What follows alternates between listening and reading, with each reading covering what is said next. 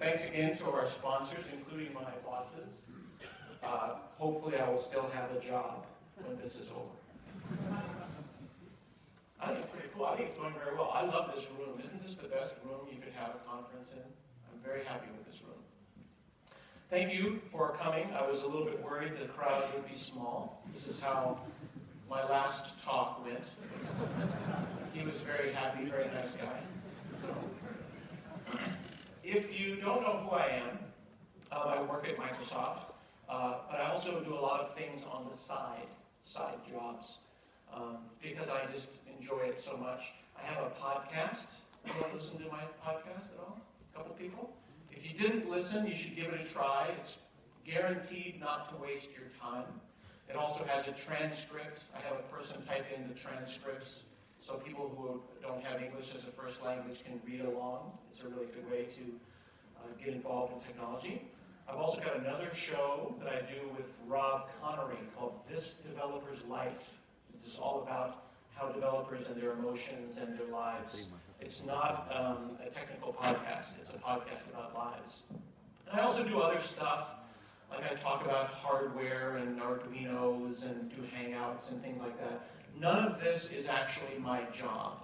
I just really like doing it. It just makes me really happy to do these kind of things. Can you guess which one is me? So as I said, I do work here. It's nice though because I don't have to apologize anymore. It's almost as if we kicked Darth Vader out of the Death Star and now we just have a bunch of really silly people running around inside the Death Star. In fact, I don't work at Microsoft in Redmond, in Seattle. I work in Portland, Oregon, which is basically where the Ewoks are. So I work on the Forest Moon, safely outside the Redmond Reality Distortion Field. There's a field, did you know that? There's a force field around Microsoft where everyone has to have a Windows phone and an Xbox. And then when if you get outside the gravitational pull, then you can buy an iPhone, which is nice. So I live there, outside the gravitational pull. And I work in open source, which is great. I went to work at Microsoft about 8 years ago to open source as much as I could. And I think we're doing a pretty good job. We've open sourced a lot of stuff. When I went there, people said I was a sellout, and it made me very sad. But I found a way to comfort myself. This is a picture of me before Microsoft, and this is me after. Microsoft has been very, very good to me. So you may have noticed already that this talk has no actual content. So I apologize ahead of time. This is something that I call edutainment. You may learn something, but you may also hopefully be entertained. This is the org chart for Microsoft. This is how we work with our other groups. This is Azure. Microsoft prefers that we not show that. But I just tell my boss that I didn't get the email because Outlook was not responding. I sent you an email, Scott. Don't show that org chart. Sorry, Outlook couldn't get it, not responding. So I want to tell a little bit of a story about how I talked to a gentleman at Intel about where I thought web development was going. This was an older gentleman, and by older, I mean he was somewhere between 80 and maybe 160, and he was really old. He was like an early employee of Intel, okay? He had been developing software for 50 or 60 years. This is someone who's a low-level microcode C and assembler type of an individual. And he came up to me after a talk, and he says, I want to be a web programmer. And this was very strange, because here is someone who has forgotten more about computers than I will know, right? He knows, he has been working professionally in software and longer than I have been alive. So you know how I feel when I meet some of you who are 22, and you say, oh yes, I'm 22, and I've been working for 6 months. Why am I not a senior engineer? It's because you're 22, young man. This particular person, though, this gentleman said, I want to be a web developer. I couldn't understand. How had he been working in software for almost 50 years but never got on the web? Well, he was at the low level. So he worked, very technical. And then he lifted his head up in 2015 and said, maybe I'll do something on the web. This was an opportunity. How would we teach someone who has a background in computer science how to be a web developer if they missed out on the last 20 years? Is that a weakness or is that a strength? Is it good that they missed out on tables and one-pixel GIFs and pop-ups and all that bad stuff? Or is that a strength? So I said, let's talk about the cloud. Here's a picture of the man taking a selfie. This is how old this person is.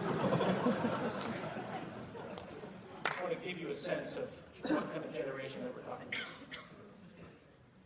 So we'll talk about the cloud. By the way, do you know who this is? Yeah.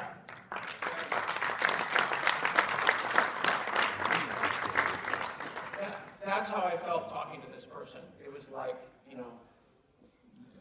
I invented the Intel chip, and he has, America Online, I think is what he uses for his email. He missed out on the web.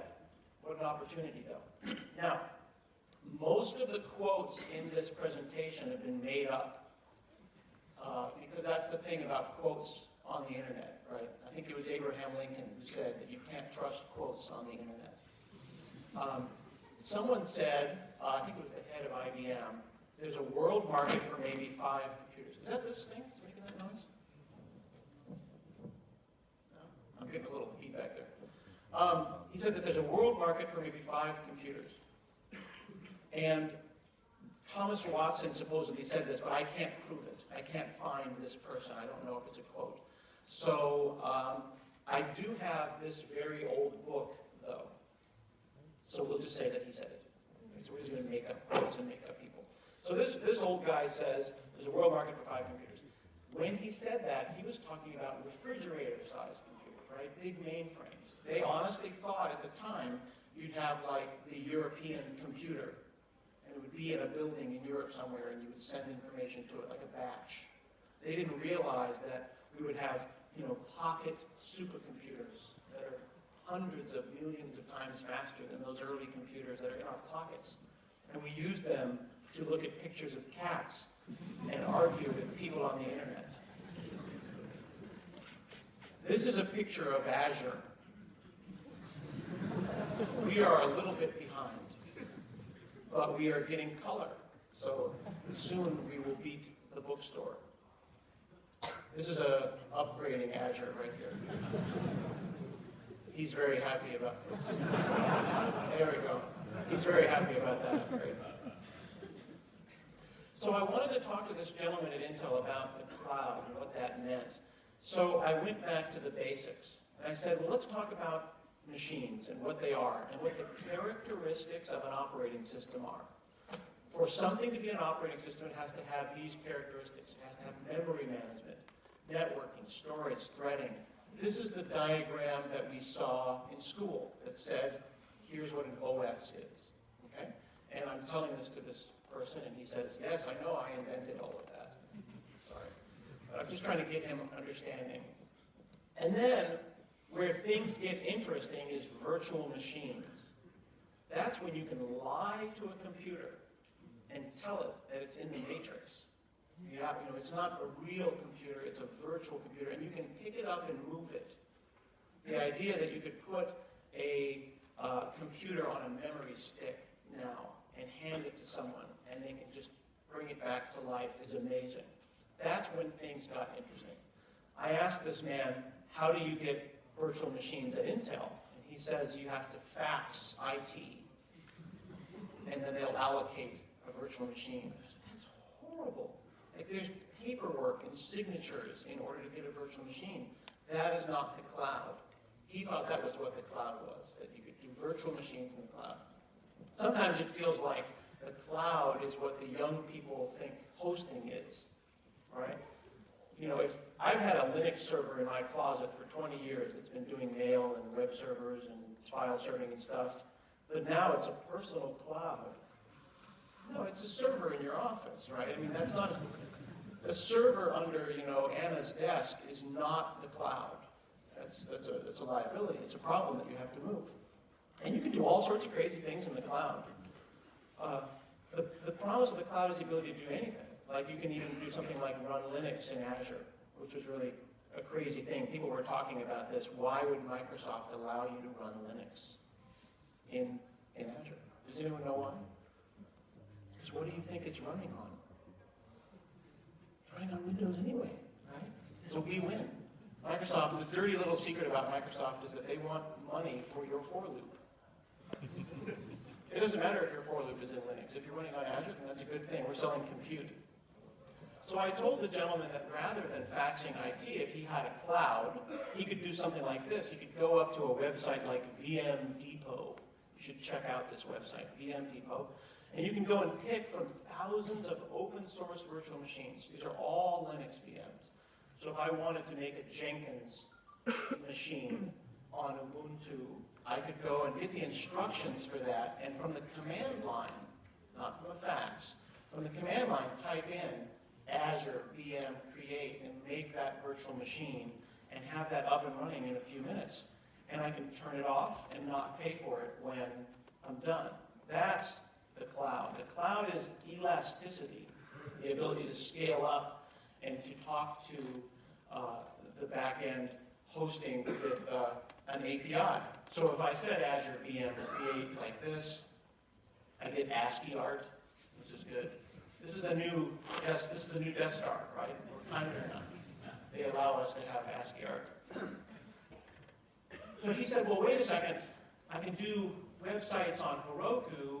That's different than virtual machines, right? So then I needed to explain to him the difference between virtual machines and websites, things like that. This is where the cloud starts to get confusing. Virtual machines are like a puppy. You have to keep them alive. You have to water them. I don't have a dog, so I don't know. I assume that you have to water the dog at some point. You have to keep it alive, right? Like it's like, hey, free puppy. But then it's like, oh my gosh, now I have to run Windows Update on the puppy. I have to keep the puppy up to date and virus scan the puppy, all that kind of stuff. You manage the virtual machine, but you can do anything you want to with it, right? Virtual machines put you in control, but from the moment you make a virtual machine, you have a new responsibility. With something like a website or a web application, Azure or the cloud will manage the update for you. Now, another way to look at this is like this. So a virtual machine is like, your first car, and you have to get change the oil, and you have to love the car and care about it. And if you crash the car, you have to fix the car, right? And websites is like a limousine, where you can have a party in the back and you can mess it up, or like a hotel room, right? Like virtual machines like your house, and websites like a hotel room, like the hotel room that they bought for me, that I've completely destroyed, totally messed up the hotel room. I don't care though, because it's platform as a service. Yeah. There's also a middle ground, a middle place. You see these braces. You can do anything you want with a rental car, and someone else will manage it. So you've got options. It's two different axes. How much control do you want versus how hard do you have to work to maintain that? People are excited about this. The thing that I have found the most interesting about the cloud and about virtual machines is this idea that my experience, my CV, right, my resume is now becoming obsoleted. Each week some new feature comes out that makes me rip an entire page out of my resume. When I talked to this gentleman and he asked me, how do you scale out?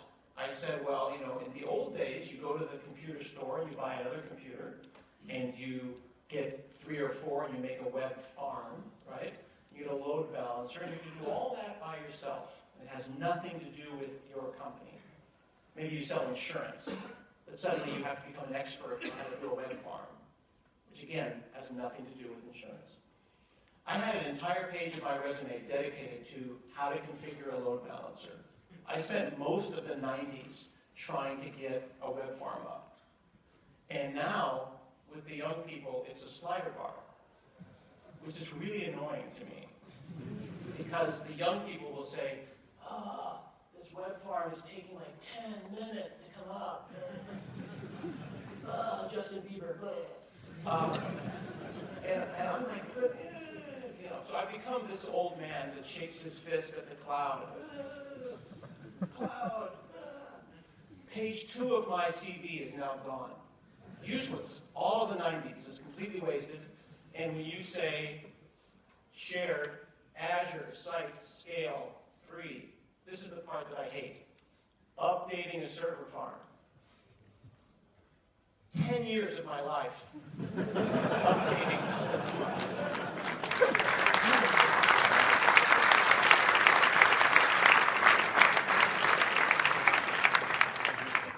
So I told the gentleman at Intel, you missed all that part. You missed that entire decade you got to skip. So you get to do this. So I'm being a little bit teasing of the young people, but the great part about being a young person or being an old person who's getting started in 2015 is that you are standing on the shoulders of giants. You get to skip all that gross stuff, and you get to make a web farm like that. A little bit later, I'll try to show you a demo I have of a startup that I'm making with my friend. And it's 2 people. It's me and my friend, and we have servers on every continent, and we have global load balancing. And it's a little company of 2 people. That is what the promise of the cloud is. That's the difference between the cloud and hosting, is that ability to change that slider bar. Now, you can go in, though, and see the internals of the cloud. And this is one of the points I think people forget. There is something under the slider bar. If you choose to look underneath, you can. But people who don't understand it think that it's magic.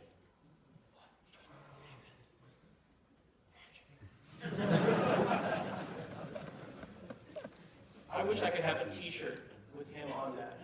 That would be animated. That would be great. So I love the unicorn. Everything about this works. The other thing that's great about the cloud and a good cloud, and I'm not trying to sell Azure, use whatever cloud makes you happy, is the cloud shouldn't care about the language that you choose. The gentleman wanted to know, do I use C++ or do I have to do Java rather than C#? I said, pick whatever makes you happy. Because if you want to get a job today, you need to know 2 things, JavaScript and a systems language. Something on the back end. That might be JavaScript and JavaScript. It might be JavaScript and Erlang, or JavaScript and Java, or JavaScript and not PHP, anything but PHP.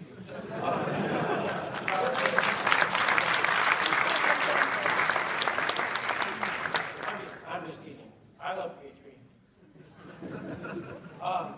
Whatever makes you happy, right? Our cloud works in .NET, Node, Java, PHP, Python. Pick your language, it doesn't matter. But the point is, he can use the language that makes him happy, and he thought that was great. Very happy. I also said that a good cloud has open source at its core. You want to be able to look at the SDK and see the code. So if you were going to use Ruby to talk to Azure, you should be able to go to GitHub and see that. So when you're picking your cloud, you should pick the one that lets you see the code. And because this was an older programmer, they like that idea of being able to see the code because that's the documentation for a lot of people. Now, there was a time I saw a presentation in Denmark with this one man who was a chief architect of Netflix. He looked like this actor. And he was English. He had a very nice English accent, you know. And they get +2 charisma just for being English. You know, it's like, you know, you roll your character for Dungeons and Dragons, and it's like, oh, you're English, +2 charisma. You know, people were giving him thumbs up on his presentation before he started. He just said, hello, I'm from Netflix, I'm English. Boom, +1. You're amazing. I love this talk.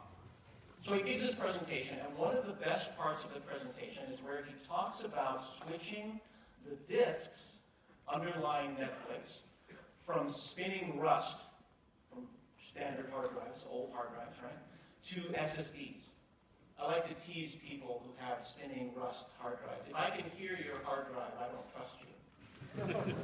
Do you ever do that? Like, I have an SSD now, so I'm always like listening, and I'm like, oh, it's not, I can't tell if my computer's working or not anymore. There's no way to tell. They were switching over from regular hard drives to SSD. And it was a business decision, not a technical decision. This is where the promise of the cloud happens. The business person who says, we need more performance, is saying, we need more performance. The technical person can optimize the code or do all sorts of things or change the configuration of the cloud. There's a thing in the cloud called IOPS, IOPS, like input-output operations per second. It's a measurement that describes how quickly you can talk to the hard drive. Usually 500 IOPS is a typical number, okay, 300 or 500. He had found that in Amazon, I think it was $1 for 500 IOPS, that's spinning Rust, or $3 for 3,000 IOPS. So 3 times more money, or 6 times more performance. That's a really good deal, right? He's like, this is a business problem. Want more perf? Turn the knob. It's one of the many knobs that you can turn to raise the volume on your cloud. Here's where it gets interesting. One of the young people, and again, I apologize if you are one of the young people. I don't want you to say when you tweet about this in Italian and you think I can't read it, that Hanselman was picking on the young people. This guy was probably 14. We'll make him really young. And he came up afterwards during the Q&A. And I want to make sure you understand that this was the chief architect of Netflix. He was English, and he had on a suit. And this guy basically said, I think that it's really stupid that you're switching over to SSDs because SSDs tend to fail a lot. And we were like, oh my God, that is a bad idea. But he had a question, but he didn't really understand where this was coming from. So he said, what do you think about failure rates of SSDs? And he used the example that his SSD had died once. So maybe the chief architect of Netflix hadn't thought about that. So then this guy says, that's not my problem, I'm renting them. Think about that. Yeah, exactly. It's like a joke grenade. You just gotta, oh. It doesn't matter. What if half of the SSDs fail? Whose problem is that? That's Amazon's problem. That's the cloud's problem, because where does the chief architect of a cloud system live? They live up here, the abstraction layer. He wants to know $3 more gets me this much more performance, because he's running a rental car. If the rental car breaks down, the rental company needs to come and get you and bring you a better rental car. What was so brilliant about this answer, that's not my problem, I'm renting them, was that the little person who was asking the question, he didn't even know that he'd been hit. He just kind of stood there like this. And I don't know if you have this expression, like, you know when you drop the mic? Like, I have a mic here, but he had only like a small mic on his thing here. So he felt like he needed to just like drop the mic. Netflix, I'm out. That's how it should have happened, right? But it wasn't like that. It was more like the Kung Fu movie when someone takes the samurai sword and they cut the guy's head off, but his head sits there for a minute. And then slides down his head. And then the body is still standing. And it doesn't know if it should fall over or not. Here's a picture of what it was like.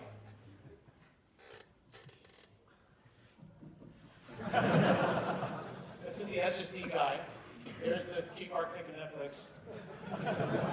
Yeah. You don't ask a question like that. I think it's funny when people, they just don't think about what that means, about the layer of abstraction.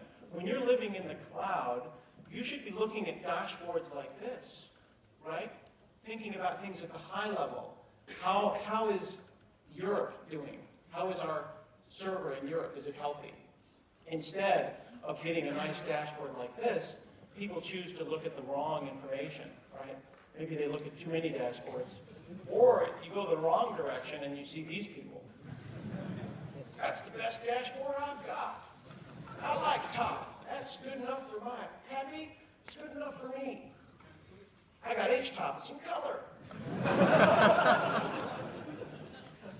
You can't argue that that is a better dashboard. There are certain arguments in life that you simply cannot make. You understand what I'm saying? You can't argue that Mario is better than Luigi. Everyone knows Luigi is better. This is a fact. He may be more famous, but he's a better person. How can you say that? Luigi is better. Yes, Luigi is better. Another thing that you can do in the cloud is you can think about these layers of abstraction in terms of computer science. There was the New York Times, and they wanted to take a bunch of TIFF files, TIFF images, scans of the New York Times going back 150 years. And they wanted to do OCR and turn them into a PDF, right? And this is going to be a for loop, right? Someone's going to go for each TIFF, scan the TIFF, OCR the TIFF. That's a naive for loop, because life is a for loop, except when you need it done quickly, right? And then it goes from being a business problem, here I'm a business person, take these million TIFFs and make them a PDF. Okay, that's a business problem. See how easy that was? But now he's, and do it in a weekend. Whoa. Suddenly this went from a for loop, and now it's like, well, multi-processor machines, multi-threading, chop up the jobs. Suddenly this has become a computer science problem. We call this in computer science yak shaving. Anyone familiar with the term yak shaving? No, I never heard that. You know what a yak is, right? You do know what a yak is. You need to Google for a picture of a yak. It's like a big, hairy, like a wildebeest or a bison. Yak shaving is the stuff you have to do before you do the stuff that you have to do. Right? Well, have you scaled that server yet? Well, I got to shave this yak. Did you start the project? It's just hello world. Well, I have to set up source control. I have to install Visual Studio. I have to run Windows Update. I have to go and put on Git, and I have to. When I'm done with the yak, then I will do this other thing. So you don't want to shave yaks when you're doing things in the cloud. It's not part of the business problem. So to do a batch piece of work like this, one of the ideas that we're kicking around is this idea of simple batch. Here is some code that reads in a line and then writes out a modification of that line. And this would be the for loop, right? You can imagine for each 1 million things. Rather than me having to learn about multi-threading and multiple processors and scale up and scale out, what if I could say, this is input and this is output, and then go into a slider bar with my credit card, because that's what the slider bar really means. Right? And you say, I have this much money, run as fast as you can with this much money. The New York Times interns spent about $300, and they did it in a weekend. In the 80s, I would have to go to the store and buy the computers and set them up, and I would have to write the software and shave the yak and do all of those things to make it work, and then I would have extra computers left over. Here, they fired up a big batch, and they ran it, and they shut them down, and it cost $300. In fact, it only cost $150. They made a mistake, and they had to run it twice. That is the layer of abstraction that you want to be thinking about. You want to avoid doing work that was the work that we did in the past. These are solved problems. So we talked about the cloud. Then I wanted to switch over to the browser and talk to him about the browser. So I came back to this diagram here. This is the one that we saw before describing the characteristics of an operating system. Now, in the old days, you would sit down at a computer like this, and it would talk to a computer like this. And you would load your program, and then, there you go. You would load your program, and the screen would appear over here. Which computer is doing the work? That computer is doing the work. This is a dumb terminal. I think we're treating web browsers like dumb terminals. We're giving them HTML, and for the most part, they're sitting around waiting for more HTML. I have an i7 with 8 gigs of RAM, and I've got quad processor, and most of the time it waits for something. Now this is the very first page of the internet. This is the page 1, or page 0. This is the first, and it is actually at the same URL that Tim Berners-Lee, the inventor of the internet, put it at. When they made this, they thought that it was going to be a long book, an infinite book that you could hyperlink between. They didn't think about it as an application platform. Tim Berners-Lee is a really nice person, by the way. And if you feel sometimes that your colleagues at work are giving themselves a very fancy title, I want you to think about, he didn't say the. He could have said the, right? That would be egotistical. That would be very much ego. But he's classy. So he just said web developer. Not even senior. Very impressive. Very impressive. So the web is happening, and then this happens. How did we know this happened? Because we were surfing the web, and we clicked, and then Java loaded. And then these guys were like, we can do it too! And then these guys were like, we've got YouTube! Why were they doing that? What was the web not doing? I'm not trying to tease Java. Well, I am trying to tease Java. I don't want to tease these things because these were important steps in the internet. You can say, Microsoft didn't kill Silverlight. The internet killed it, right? Because the platform didn't need it anymore. We were making little virtual machines. We were bringing entire virtual machines down as plugins because the web itself wasn't doing what we needed to do. Test. That was weird. I got a Toyota. You don't see a lot of Toyotas around here. I saw a Yaris. Do you have a Prius here? A Toyota Prius? Yeah. I have a Prius. I'm from Portland, Oregon. They gave us one when we were born because we're very green. And I was going to the Toyota shop to have the car looked at, and I always like to see their terminal. I don't know if you're like this. You know when you go to the check-in at the airport, and you're like, hey, what software are you running there? And then by the end of the time, you're like, yeah, tell me all about this. So, I'm that guy. Before, they would have a text system that they would use, and they would type in like VT100 or VT102 text-based check-in for getting my oil changed. And then one day I showed up and the software was different. The software was running Windows and a web browser. And I was like, ooh, what's the new system? Is it HTML5? What's going on? And the guy said, well, let me show you. So he loads up Windows XP. I'm like, oh no, this is not going to go well. He loads up Firefox. He loads a jar file, like off the desktop